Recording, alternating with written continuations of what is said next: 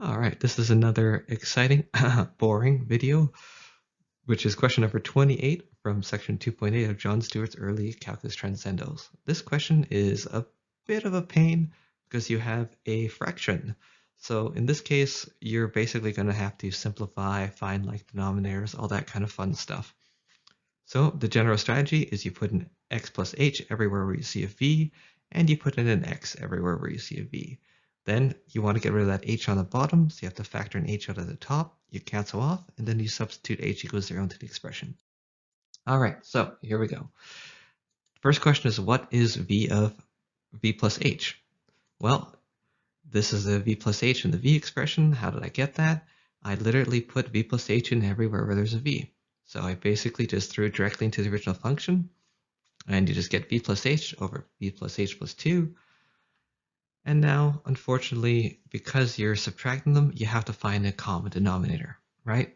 So the easiest way to find a common denominator is to multiply both bottoms by each function. So for this one, if we compare f of v plus h, or v plus h over h, v plus h plus 2, and this expression with the question mark, we can see that the v plus 2 is missing on the downstairs, right? So from basic algebra, we basically know that multiplying a number by 1 doesn't change the value. So 3 times 1 is 3. So we also know that 1 is the same as 1 over 1, right? Because if we go 1 divided by 1, nothing changes. So if we go 3 times 1 over 1, you're still at 3. Well, we can go one step further and say that 3 over 3 is also equal to 1. In fact, any top over a bottom is equal to 1. So we can multiply this first expression for our f of s plus h by anything.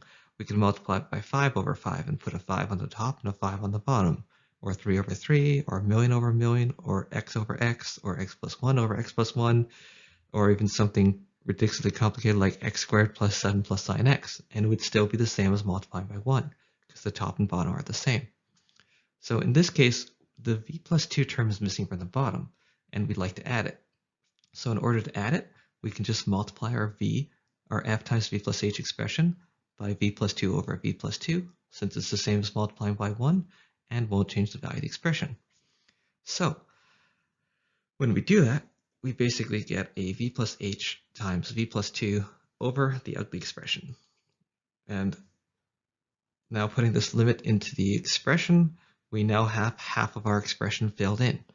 The next question is, what's the proper bottom for the minus f of v? So we kind of do the same process again, right? So so anyways, starting the same process again, we compare f of v, or the v plus 2, and the downstairs, and we say what is missing or not present. We ask ourselves that question. And we can see that the missing part is the v plus h plus 2. And now, since we know that we can multiply by anything as long as the top and bottom is the same and not change the expression, because it's the same as multiplying by 1, we're going to multiply the top and bottom by v plus h plus 2. And you get this expression. Throwing it into the bottom, you can see I messed up on Excel again, you get this expression here, which is kind of ugly. To be honest, it's just gross. Anyways, from here, our next step we're going to take is we are going to try to multiply out and simplify, right? So we're going to use FOIL to distribute across the first term, and the second term we're just going to use move the minus v into the bracket. So with FOIL, it's basically first inside, outside, last, as you probably know, right? So you end up with v squared when you do the first term. When you do the inside term, you get plus vh. When you do the outside term, you get plus 2v. And finally, when you do the last two terms, you get plus 2h. Multiplying the minus v by v gives you minus v squared. Multiplying the minus v by an h gives you minus vh. And multiplying the minus v by 2 gives you minus 2v. Fairly simple so far. Now we want to try to simplify, so we want to try and cancel out anything that's common. So if you look, there's a couple things that are basically the same. There's a v squared and a minus v squared, so those cancel. There's a plus vh and a minus vh, so those cancel. A plus 2v and a minus 2v, so those cancel. And all that you're left with on the top is a 2h and the ugly bottom. So you have 2h over the ugly bottom.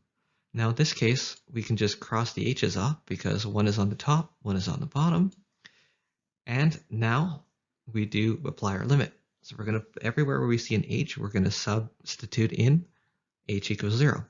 So we see that there's only really one 0, right?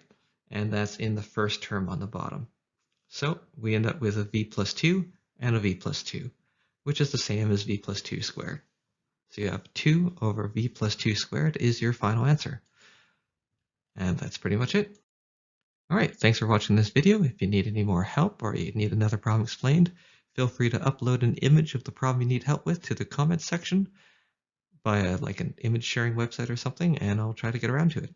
And if you found this video helpful, consider liking because I'll be uploading more in the future. Thank you, and goodbye.